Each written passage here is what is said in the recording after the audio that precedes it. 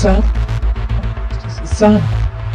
Ah, this is Mitra mother. Ah, ah, ah. Okay. Miss Mitra, sit. Give me your files. Sir ഇതാ.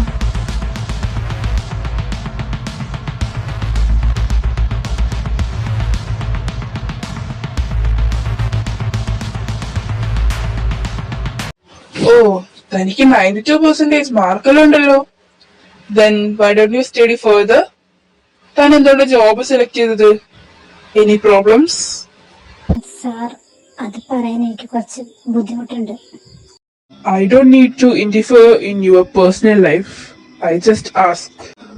Okay, I like your character. So I am selected you for this job. And you must read this paper, then sign. ഇല്ല sir, കുഴപ്പമില്ല. എനിക്ക് സാറിന് വിശ്വാസമാണ്. ഞാൻ ഒപ്പിട്ടോളൂ. But just read, then sign.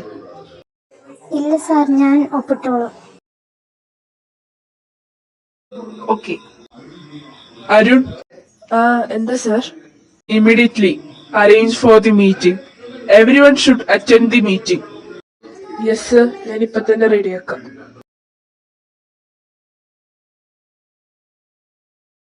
Attention everyone. This is Miss Mitra Mother and my new personal assistant. Okay guys, I have called the meeting to say this. So everyone can leave now.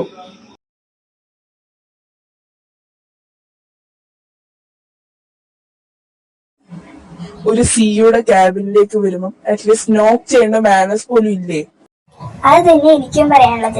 ഞാൻ ഇവിടെ ഒരു designer ആയിട്ടാ വന്നത്, പക്ഷെ നിങ്ങൾ എന്നെ പിടിച്ച് P ആക്കി. ഞാൻ തന്നോട് വായിച്ചിട്ട് സൈൻ ഇടാൻ പറഞ്ഞതല്ലേ, താൻ എന്തുകൊണ്ട് വായിച്ചില്ല? അതിൻ്റെ അകത്ത് ഞാൻ വ്യക്തമായി കൊടുത്തിട്ടുണ്ട് PA എന്ന്. താൻ രാവിലെ ഞാൻ പറഞ്ഞതുകൊണ്ട് റിവെഞ്ച് എടുക്കുകയല്ലേ? എനിക്കിനി തന്റെ ഓഫീസിൽ ജോലി ചെയ്യണ്ട. ഞാൻ ഇപ്പൊ തന്നെ ജോബ് കിറ്റ് ചെയ്യാൻ പോവാ.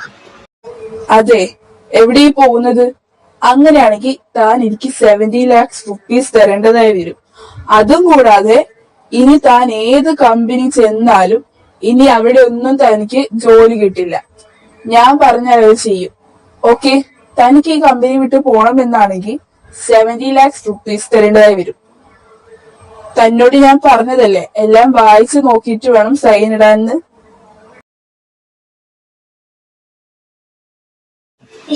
ഈ കാലമാനെ കൊണ്ട് എന്തൊരു കഷ്ടാണ്. മര്യാദക്ക് പേപ്പർ വായിച്ചിട്ട് ഒപ്പിട്ടാ മതിയായിരുന്നു. ഇയാളെ വിശ്വസിച്ച് ഞാൻ ഒപ്പിട്ടതും പോരാ, മനുഷ്യരിപ്പോ ഒരു പി ആയി പോലും. എന്നെ കൊണ്ട് കയ്യില് ഈ കാലമാടന്റെ PA ഒരാളുടെ പിന്നെ സഹിക്കായിരുന്നു.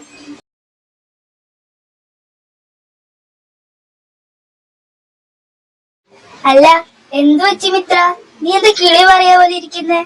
നിനക്കെന്താ പറ്റിയ ഒരു മൂഡ് ഓഫ്? ഓ, അതാ കാട്ടുമൊയില് കാരണം. കാട്ടുമൊയിലോ? അതാരാ? പറ. അത് ഞാനിപ്പോ ജോലി ചെയ്യുന്ന കമ്പനിയിലെ CEO. കണ്ടാലൊരു മുയലിനെ പോലെയാണെങ്കിലും പക്ഷെ സ്വഭാവം തനി ഒരു കാട്ടുമുയലിനെ പോലെയാണ്. അതെന്താ അങ്ങനെ പറഞ്ഞത്?